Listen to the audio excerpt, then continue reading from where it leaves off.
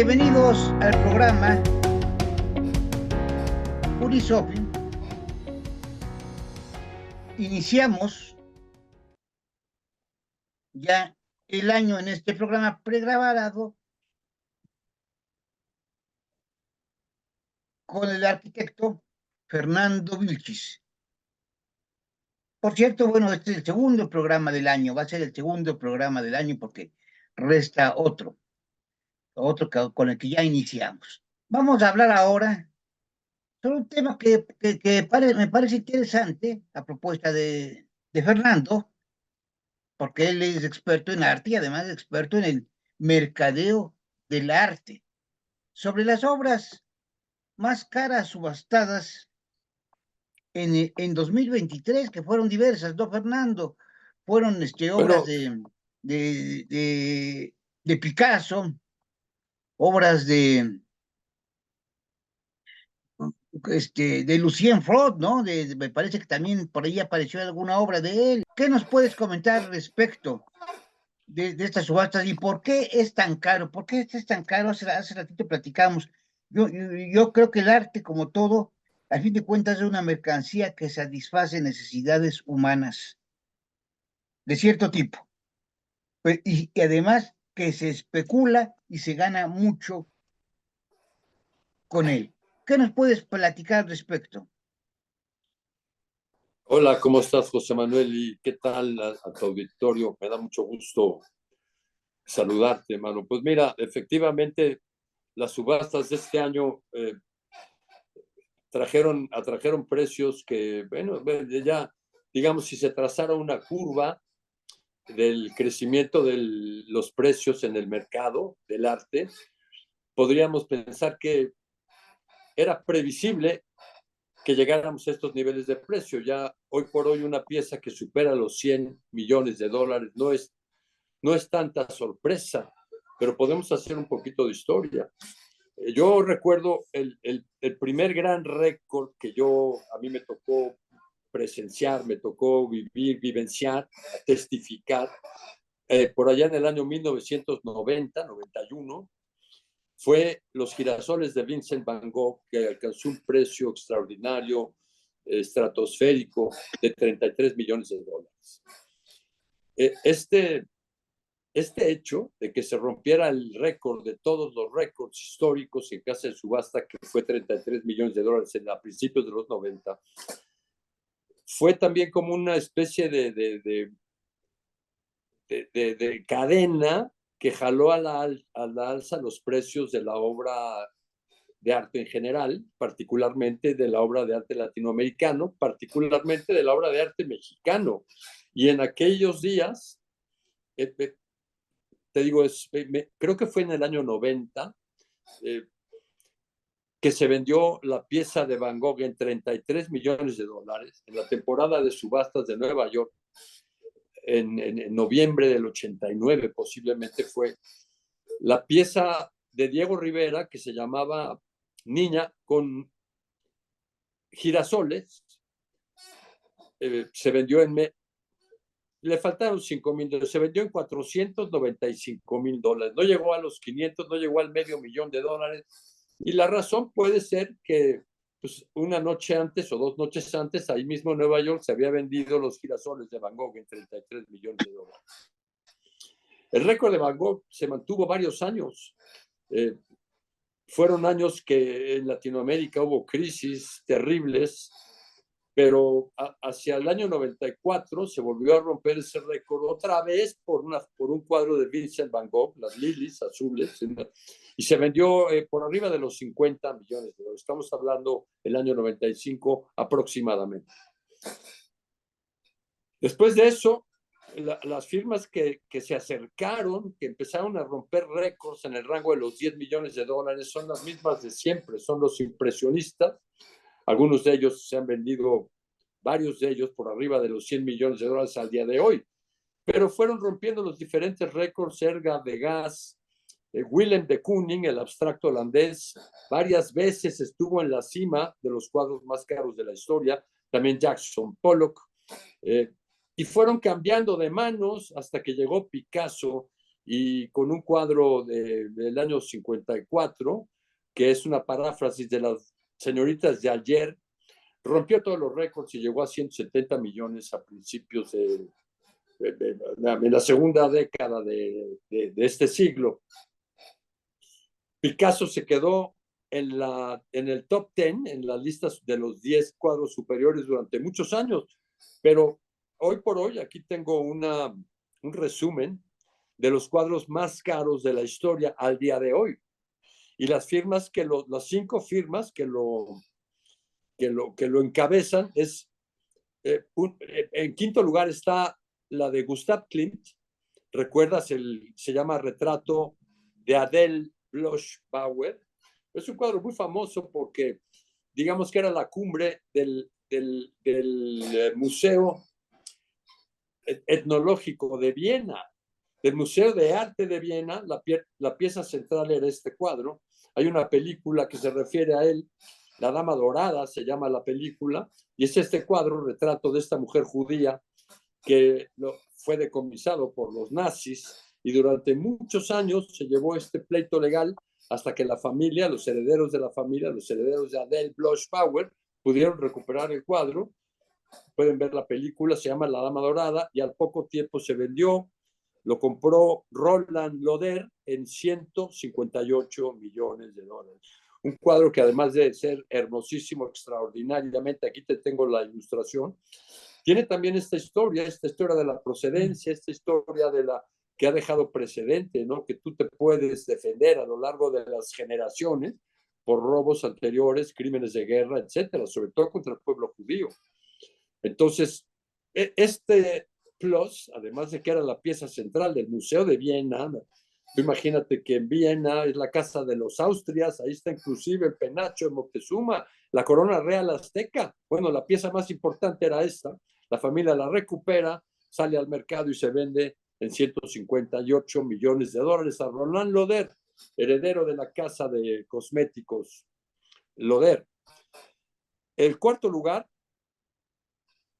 otra vez, es Jackson Pollock, man, con un precio de 165 millones de dólares. Otra pieza de Jackson Pollock, él no las titulaba, las numeraba, y bueno, vuelve a estar Pollock en la cumbre de los precios del arte, el arte psíquico, un arte psicodélico, un arte que supuestamente emerge de lo más profundo de nuestro subconsciente, ¿eh? Y además de ser norteamericano, por lo que los norteamericanos pagan grandes cantidades de dinero para poder legitimar su arte. No tienen, como tenemos nosotros, una tradición milenaria. Entonces tienen que justificar la producción de Estados Unidos. No, digo, no estoy diciendo que no sea maravillosamente genial la obra de Pollock. De hecho, uno de los refranes que yo repito es que el mercado siempre tiene la razón. El tercer lugar es Paul Gauguin. Paul Gauguin ha estado allá arriba desde hace muchos años, nada más que esta vez con un cuadro de 300 millones de dólares. Por eso te digo que si se puede trazar una curva, podemos pensar y hasta prever en cuánto tiempo más se romperán los récords. Otro cuadro, el segundo lugar, también de 300 millones de dólares, fue uno de Willem de Kooning, el artista holandés que acabó murió a finales del siglo pasado, de 93 años de edad, holandés, que también durante algunas épocas, en los últimos 40 años, ha estado capitaneando el precio más alto de las subastas en general en el mundo, ¿no? Ahora se vendió este de Kooning por 300 millones de dólares. Varias veces se había vendido en 80, en 100, 120. Bueno, pues ahora está en el segundo lugar de los cuadros más caros de la historia vendidos en subasta, con esta pieza de 300 millones de dólares. Y el primer lugar, afortunadamente, no sé si afortunadamente, digo, es un Leonardo da Vinci. A mí me da gusto que el cuadro más caro de la historia se deba a Leonardo da Vinci, con todas las reservas que existen acerca de su autenticidad. De hecho, el cuadro, nadie sabe dónde está. Se subastó en 2017. Ese es Tenía un otro, precio. Es otro tema Fíjate, que tendríamos que platicar, que es una historia misteriosa, ¿no? pues mira, lo compró un jeque, lo compró la corona real de Qatar, hasta donde yo sé. Se hablaba también porque el cuadro salió a la venta en $100 millones. Tú para poder tener tu casa de subastas, para llegarse de un cuadro de esta categoría, que tiene expectativas de una venta extraordinaria, lo que hizo la casa Christie's para poder hacerse de ese cuadro es garantizarle al propietario, me parece que fueron 150 millones. O sea, el propietario consigna la pieza con la garantía de que la casa Christie's le pagará cuando menos $150 millones por la pieza. Lo ponen a subasta y en cuestión de 12 minutos, de 150 millones, de 100 que salió, porque salió en $100 millones, se llega a esta cantidad de 450 millones. Hubo varios chinos, jóvenes empresarios chinos, involucrados en esta puja que duró creo que 12 minutos, hasta que se dio el martillazo con $450 millones. Lo que pretendía Dubái, perdón, es el Museo del Louvre de Dubái. Pretendían tener un cuadro equiparable a la Gioconda que tiene el Louvre. Louvre tiene 6 piezas de Leonardo. Entonces, esa era la idea por la que se pagó esa cantidad. Alguien que paga $450 millones por una pieza, digamos, en alguna forma la está validando, está dando ese. ¿Quién va a decir que no es un Da Vinci? ¿No? Y el que lo diga, como yo te digo a ti, el mercado siempre tiene la razón. Yo tengo mis Exacto. dudas, pero yo no soy un experto en Da Vinci. Y Da Vinci nada más pintó 26, solo se conocen 26 obras de Da Se Vinci. O sea, conocen. para ser un experto en Da Vinci tienes que conocer las 26 obras de Da Vinci. Bueno, se Sí, porque asegura, se puede, sin lugar a dudas, hay 26 Da Vincis, ¿no? Debe haber muchas atribuciones, innumerables obras hechas a la manera de, pero digamos, al día de hoy, indiscutibles, hay 26. bueno, La y primera, esta obra, Fernando, esta obra que estás platicando, bueno, fue restaurada tanto que pudo haber perdido originalidad, sin embargo, bueno, se vendió en ese precio. O sea, el tema sería, por qué tan altas están ciertas obras, se venden tan caras, tanta especulación?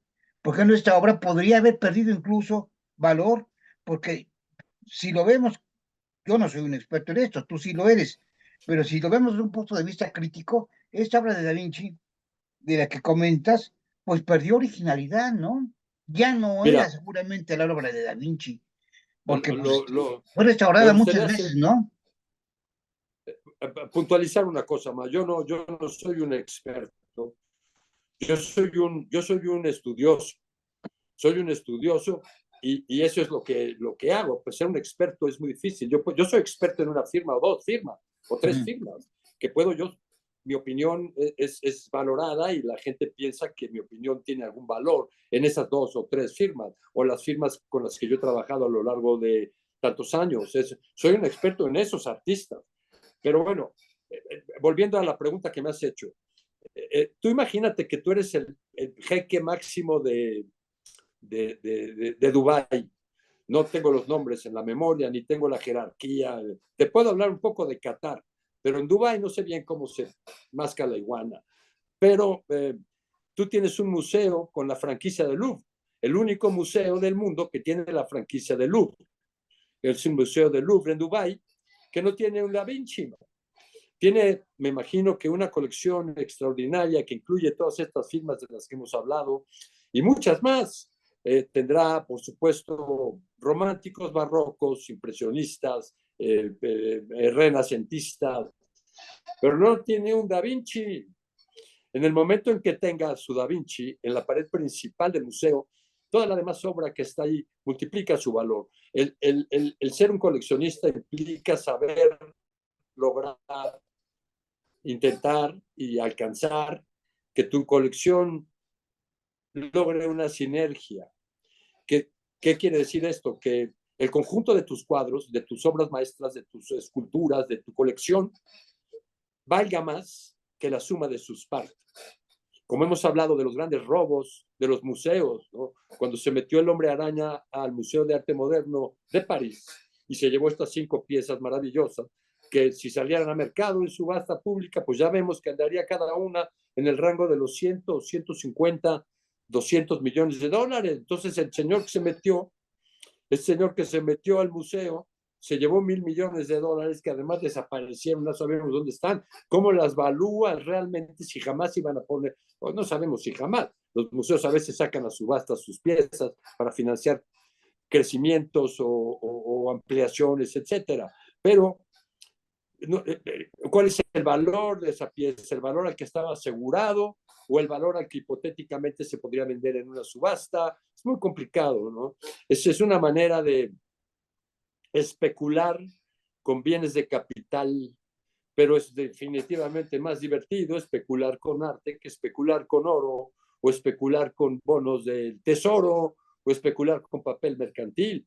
Cuando llegas al punto de que puedes especular con arte, bueno, en algunos cuadros posiblemente tengas pérdidas, dependiendo la época, dependiendo la recesión, dependiendo...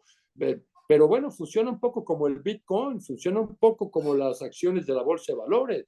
Cuando se ven perspectivas bondadosas en el mercado, llámale cualquier mercado, pues puedes jugar un poco. Y si ves que a partir de ese Van Gogh del que hablamos, que se vendió en $33 millones hace 35 años, puedes trazar esa curva, pues estamos seguros de que muy pronto se romperá el récord inusitado, inconcebible del $500 millones en el mercado internacional del arte, querido José Manuel. Pues 500 millones de dólares por una pieza, por una obra de arte. ¿Quién va a romperlo? Ya no hay Da Vinci. Lo va a romper Miguel Ángel, lo va a romper Rafael Sanzio, lo va a romper Rembrandt, lo va a romper Toulouse-Lautrec, lo va a romper Picasso, lo va a romper Velázquez, pero se va a romper pronto si trazamos esa línea de la que te hablo, esa curva de Gauss, querido José Manuel. Pues muchas gracias. Continuaremos entonces el próximo programa hablando de estos temas. Son importantes porque como sea, no se alcanza a aclarar con precisión a quién le conviene esto y para qué. Porque al final de cuentas son negocios, ¿no? Pues lo vemos. Mira, lo que dices es muy interesante. Si la persona propietaria de este Leonardo da Vinci lo quiere volver a sacar a subasta, eso no quiere decir que valga 400, ¿eh? Sí. La casa de bolsa le va a volver a decir, oye viejo, yo te dije que esto valía entre 100 y 150. Si ese día las estrellas se alinearon y había 3 chinos en la sala y 2 rusos y además estaba al aire el jeque de Qatar o el jeque de... Eso no quiere decir que eso vuelva a pasar. O sea, tu cuadro vale lo que te dije que valía, entre 100 y 150. No, pues no te lo doy, se lo doy a la otra casa, a ver si me garantiza por lo menos 200 o 300. Y entonces ya veremos, el mercado siempre tiene la razón. ¿No? Esa es una frase que mía, yo no se la he copiado a nadie, a lo mejor alguien lo ha dicho antes, pero yo creo que en este aspecto el verdadero experto, el verdadero conocedor es el mercado. El mercado, sí, todo siempre, hay por ahí, todo se vende a su precio, ¿no? Lo que es, ni más ni menos. Pero hay especulación. Muchas gracias, Fernando, y nos vemos entonces la próxima semana, si así lo tienes a bien, ¿no? Será un placer, José Manuel. Nos vemos, suscríbanse, denle campanita para que nos ayuden a crecer y que más gente vea este tipo de programas. Nos vemos. Chao.